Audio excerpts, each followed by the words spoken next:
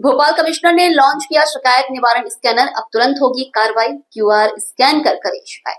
अनैतिक गतिविधियों से लेकर ट्रैफिक समस्या तक सबका समाधान एक क्लिक पर। भोपाल में नागरिक सुविधाओं और शिकायत निवारण व्यवस्था को और मजबूत करने के लिए भोपाल कमिश्नर हरिनारायण चौधरी मिश्रा ने नया क्यूआर स्कैनर सिस्टम लॉन्च किया है। इस व्यवस्था का उद्देश्य है कि आमजन अपनी किसी भी समस्या, शिकायत या सुझाव को अब पहले से कहीं अधिक सरल, त्वरित और सुरक्षित तरीके से दर्ज करा सकें।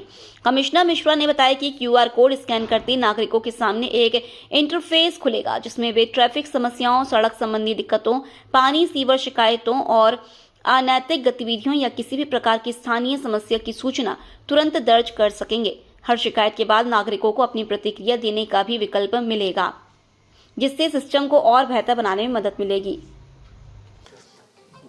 क्योंकि तकनीक बढ़ रहा है, व्यवस्था सुचारू रूप से चल रही है, साइबर ठग अलग हो जा रहे हैं। साइबर ठग के जो फाइबर ठग से ये अलग मुद्दा है, लेकिन साइबर चुनौती भी, वो भी एक बड़ा महत्वपूर्ण मुद्दा है। खासतौर पे साइबर ठगी के जो मामले आए हैं, जिसमें डिजिटल अरेस्ट के कई मुद्दे आए हैं, उस पर भी पुलिस ने पिछले दिनों कई कार्रवाइयाँ की हैं। और डिजिटल अरेस्ट से जुड़े मुद्दों में जो बड़ी चुनौती है कि कई जगहों पे जो पुलिस गई, कई जिलों में जो अपराधियों को पकड़ने, तो पाया गया कि उस जिले में अपराधियों की संख्या कुछ सैकड़ों में नहीं, कुछ हजारों में है। कुछ जिलों में 20 से 25 हजार तक ऐसे क्रिमिनल एक एक जिले में सक्रिय पाए गए। ऐसे में मीडिया का उपयोग करते हुए खास तौर पे लोगों को सतर्क करने के लिए इसका उपयोग किया जा सकता है। अगर हम सतर्क रहते हैं, खास तौर पे कि इस तरह की प्रकृति है अपराध की, तो हम उससे सावधान रह सकते हैं। जैसे कि पिछले दिनों उदाहरण के तौर पर बताना चाहूँगा, अभी 2 दिन पूर्व एक कोई वरिष्ठ अधिकारी थे, उन्होंने दिखाया कि आपके यहाँ से एक चालान आया है, और चालान जो था वो एपीके फाइल के साथ था। वो आरटीओ के यहाँ से एक उसकी गाड़ी का चालान का था, उस पर लिखा था जो वर्ड, और उसको पूछे कि हम क्या करें इसमें, देखो उन्होंने खोला नहीं था। तो इस तरह के जो चालान है, कई बार हम जब खोलते हैं, खासतौर पे जो एपीके फाइल, पुलिस कई बार बता चुकी है कि इस तरह के फाइल को ना खोलें। कोई भी एप्लीकेशन के माध्यम से किसी भी तरह का कोई इन्विटेशन भेजता है, वो शादी के लिए प्रस्ताव भी हो सकता है, शादी के लिए निमंत्रण हो सकता है, और इस तरह का कोई चालान का भी स्वरूप हो सकता है। तो इन चीज़ों से हम बचें कि उसका उपयोग न करें, और इसका उपयोग करते हुए अगर हम सावधान रह सकते हैं, अगर हमें घटना की प्रकृति मालूम है कि इस स्वरूप में भी अपराधी अपराध कर सकते हैं, तो हम साथ ही साथ उन अपराधों से बच भी सकते हैं।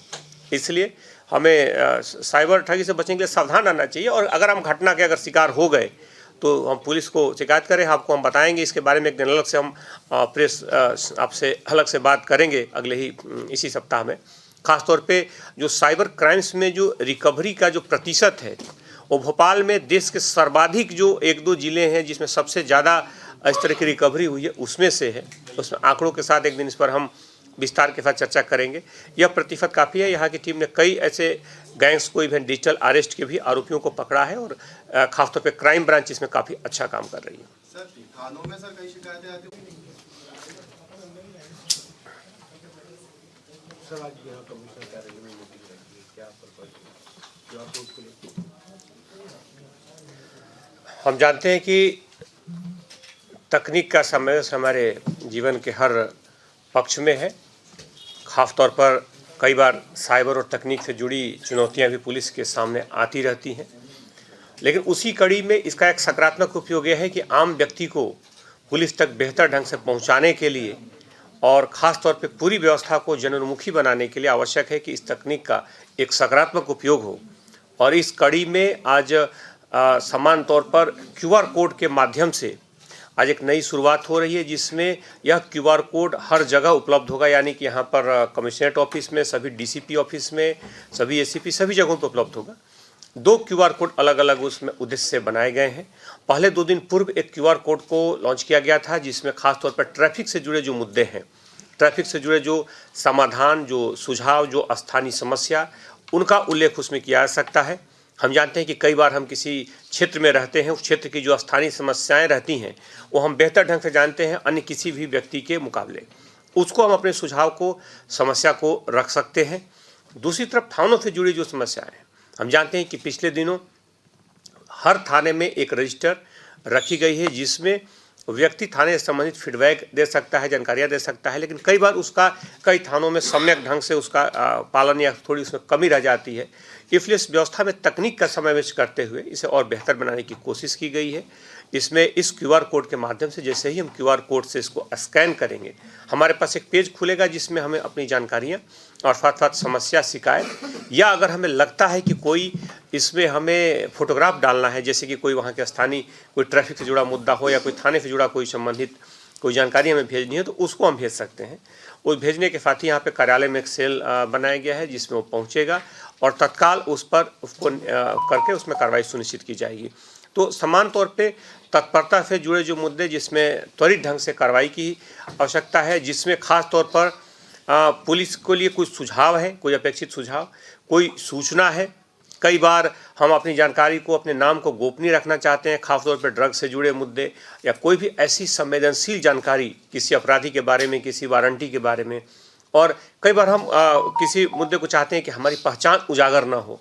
ऐसे मामलों में भेज सकते हैं। उनकी पहचान, उनकी पूरी तरह से सूचना गोपनीय रखते हुए इस पर कार्रवाई की जाएगी। खासतौर पे पूरी प्रक्रिया को ज़्यादा पारदर्शी, ज़्यादा बेहतर, ज़्यादा जनोन्मुखी बनाने के लिए यह QR कोड शुरू किया जा रहा है, जिसमें QR कोड के माध्यम से अपनी बात, अपने सुझाव, अपने परामर्श को हम रख करके और पुलिसिंग को ज़्यादा बेहतर और सशक्त बनाने में सहभागी बनेंगे। सर रिस्पॉन्स टाइम कितना है सर? 1 मिनट तो रुक जाओ।